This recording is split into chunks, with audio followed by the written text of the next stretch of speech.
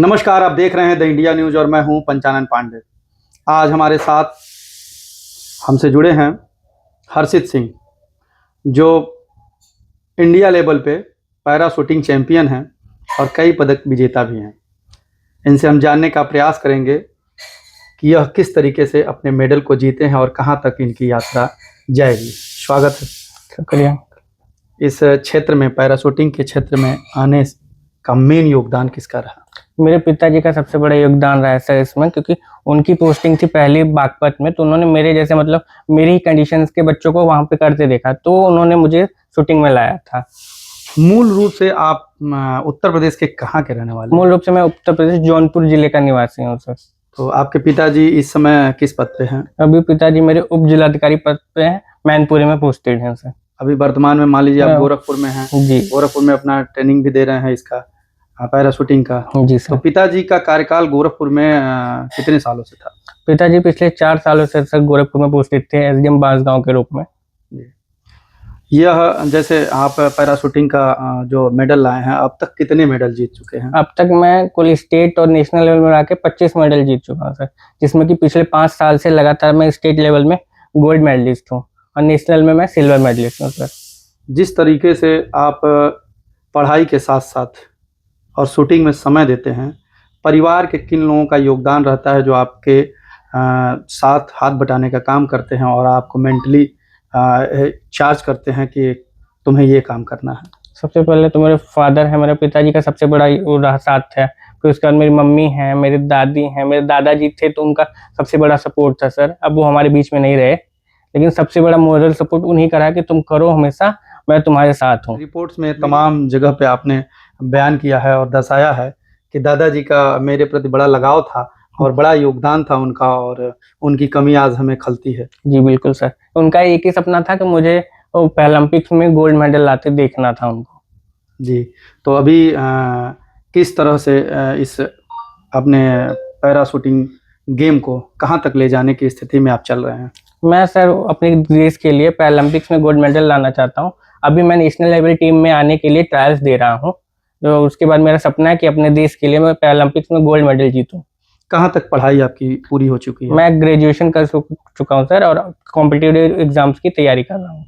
भविष्य में आप क्या करना चाहते हैं पैरा शूटिंग से हटके? जैसे आप नेशनल चैंपियनशिप गोल्ड मेडलिस्ट बनना चाहते हैं, गोल्ड लाना चाहते हैं भारत देश के लिए, तो पढ़ाई के क्षेत्र में जैसे मान लिया यूपीएससी की तैयारी कर रहे हैं, तो उसमें कहाँ तक आप चाहते हैं कि मैं समाज में किस तरीके का विकास करूं? समाज के किन तबके के लोगों का मदद करना चाहते हैं? मैं एक मतलब यूपीएससी इसलिए कर रहा हूँ कि मैं एक अधिकारी के रूप में समाज में अपना योगदान दे सकूं। तो जो हमारे जैसे लोगों के साथ समाज में भेदभाव होता है, लोग जो हीन भावना से देखते हैं, उसमें थोड़ा बदलाव ला सकूं मैं, कि हम लोग भी कमजोर नहीं हैं, हमारे अंदर भी एक शक्ति है कि जो हम चाहें तो कुछ भी कर सकते हैं।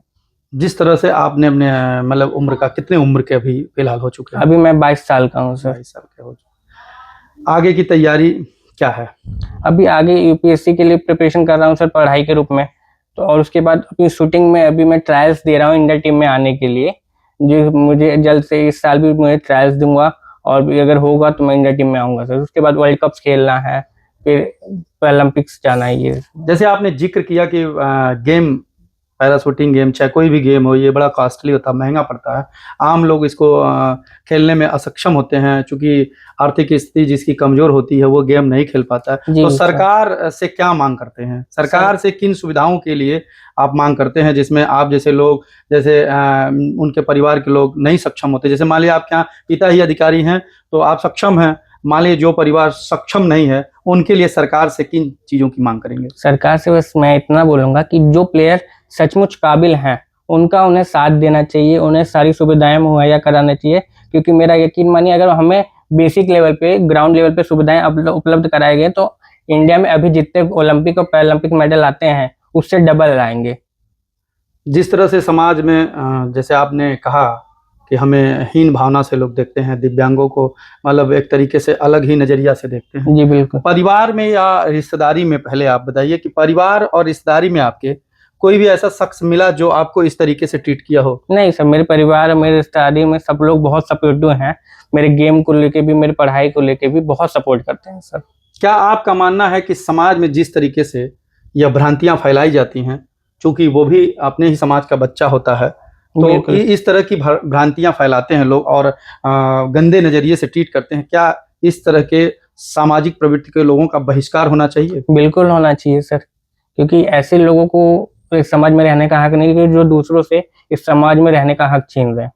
उनके प्रति, जो ऐसे लोगों के प्रति जिनका दुर्भावना रहता, हाँ। उनके प्रति आप क्या संदेश देंगे? उनके प्रति यही संदेश है कि आप अपने नजरिए को ठीक करिए बस, और उससे ज्यादा मैं उनके बारे में और कुछ नहीं कहना चाहता हूँ। हमारे दर्शकों को आप खेल संबंधित और अपने विचारों को किस रूप में बताना चाहेंगे? मैं बस इतना कहना चाहूंगा सर कि अपने ऊपर भरोसा होना चाहिए। अगर आपको अपने खुद के ऊपर भरोसा है तो आप कुछ भी कर सकते हैं, और वो भरोसा कभी हटना नहीं चाहिए आपको अपने ऊपर से। जैसे आपने कहा कि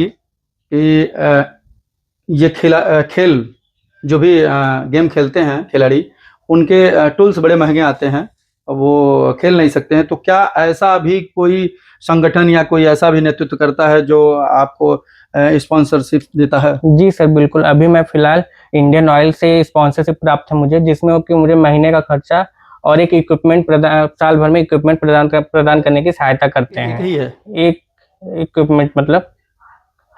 जैसे ये एक ही, जैसे मान लीजिए जो नहीं सर, बहुत सी कंपनियां जैसे कि इंडियन ऑयल है, गो स्पोर्ट्स है, स्पोर्ट्स वाइज इंडिया है, OGQ है। सबसे बड़ा फाउंडेशन हमारे स्पॉन्सरशिप का OGQ है। सरकार की तरफ से अभी तक कुछ नहीं मिला? सरकार की तरफ से सर मुझे अभी तक कोई सहायता ऐसी प्राप्त नहीं हुई। हाँ, हमें ट्रेनिंग कैंप्स जरूर दिए जाते हैं, जो कि हर 6 महीने में 1 या 2 ट्रेनिंग कैंप्स लगते हैं, जिनमें हमें ट्रेनिंग्स दी जाती है। आर्थिक और इक्विपमेंट की ऐसी कोई सहायता नहीं दी जाती सर। तो वही मांगे आपकी हैं कि सरकार भी इन व्यवस्थाओं को सुदृढ़ तरीके से सब्सिडी दें और उन बच्चों को प्रोवाइड करें। जी बिल्कुल। देखिए, आज हमारे साथ जुड़े थे हर्षित सिंह, 20 से 25 गोल्ड मेडल जीते हुए हैं, और यह गोरखपुर में वर्तमान में अपनी शिक्षा ले रहे हैं, और ये मूल रूप से उत्तर प्रदेश के जौनपुर के रहने वाले हैं, और परिवार के प्रति इनका भी लगाव है और परिवार के लोगों का भी इनके प्रति बहुत लगाव है। जिस तरीके से इन्होंने अपनी 22 साल की उम्र में कठिन परिश्रम के साथ इतने मेडल अर्जित किए, इनको बहुत बहुत धन्यवाद।